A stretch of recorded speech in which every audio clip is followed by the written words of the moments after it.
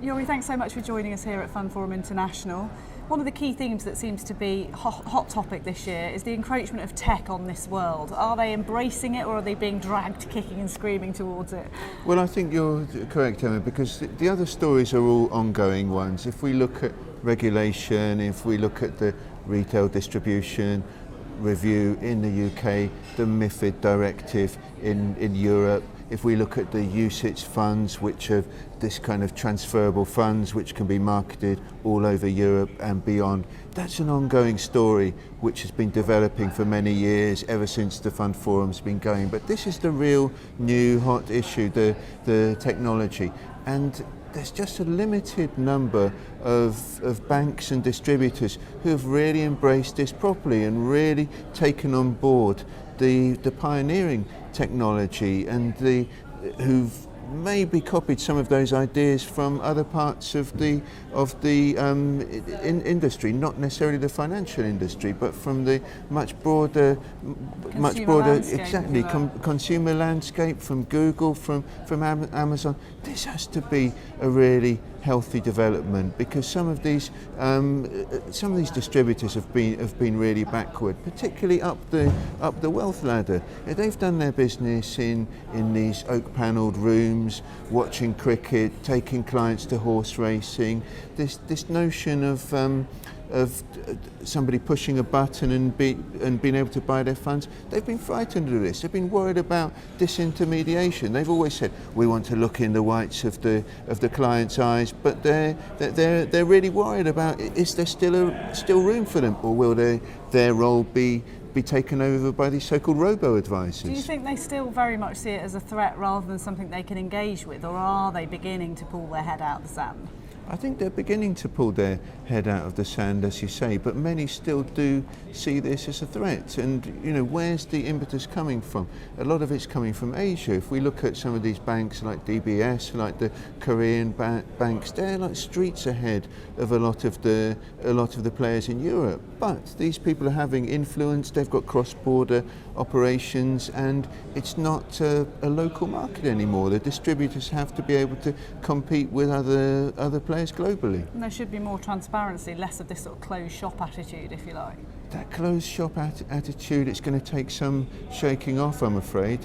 I was on a couple of panels just now, and the panellists were saying, well, people will pay 1.5%, they'll pay 2%. They don't want it broken down. There's acceptance that people will pay that. I think they do want it broken down. That's again people in the industry, fund managers, fund manufacturers, getting together in some kind of cartel and trying to hide the charges. And there's always a danger of that. Even though we've had regulations, they can repackage the products in different ways to hide those charges. And consumers really want to see and feel what the value is of that expertise, if you like, nowadays. Of course they do, and I think there is also a lot of influence coming from consumer activism. A lot of people, particularly younger people, who have a digital experience in other parts of their life, are saying we want exactly the same digital experience in financial services as we have in our interactions in other spheres. And do you think there's a major factor in that as well, that there's this distrust of what these financial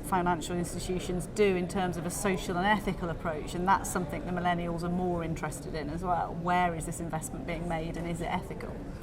There's definitely an increasing interest in that, and if we look at the trend for impact investing in particular, and clients particularly of wealth managers and private banks, they don't just want a return, they want a return with some social good being carried out as well. What do you think is the way forward for the industry then? Can it embrace this? Will it change in the next 5 years? How much of a monolith is it to kind of slowly move its way forward? Well, you're right, it is a monolith, but there's a new generation of people coming into the industry, just as there is a new generation of consumers. So I'm hoping that this new influx will change the industry from inside while getting some pressure from the outside to facilitate this change. And there are some big names who are from very traditional background. Look at Nicola Horlick, who's got this crowdfunding site that she's behind, and you think that's somebody who would have been somebody that was in a traditional sort of world at one point. So there are people that you would associate with the past that are perhaps moving forward with it. I don't really want to comment on the specifics of Nicola Horlick, I'm afraid. But yes, there is some change there. The pace might not be as fast as we would necessarily like it to be, I'm afraid. And what do you think the consumer can do? Can the consumer demand more? Can they be a powerhouse in this? Can they put their foot down, if you like? Up to a point. I go into my bank. I mean, I'm told ridiculous things by my high street bank. They call themselves international. Then they say you can't have accounts or transactions in any currency apart from sterling. The global banks, they all say they're global. You can't have a euro. You know, we're an hour and a half away from France or Belgium. We're not allowed to have euro accounts in the UK. It's very difficult to get dollar accounts in UK banks. And whatever you tell them, they don't really listen. Change does need to come from within to a certain extent. I'm afraid so. It has to come there. I think one very healthy aspect is that these banks are recruiting people from Amazon, from Google, from Silicon Valley, who are showing them different ways of doing things. Digitally, there's a requirement for content as well, things that add value, so more banks are recruiting journalists as well to generate content for their websites. Absolutely. To the public, yeah. So a lot of change is happening. Maybe it's coming from a limited number of institutions, but let's look at the Spanish market. They decided 5 years ago, I think it was BBVA, we want to have a transformation technologically of the way banks operate because we've got a banking crisis. We've got a limited number of large banks who have to buy up lots of smaller banks.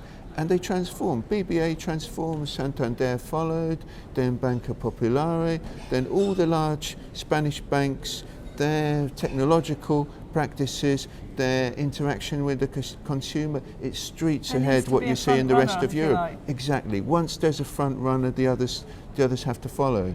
And hopefully we'll be seeing more of those mavericks in the other markets around Europe. Watch this space. Thank you. Indeed. Thanks so Thank much you for very joining much. us.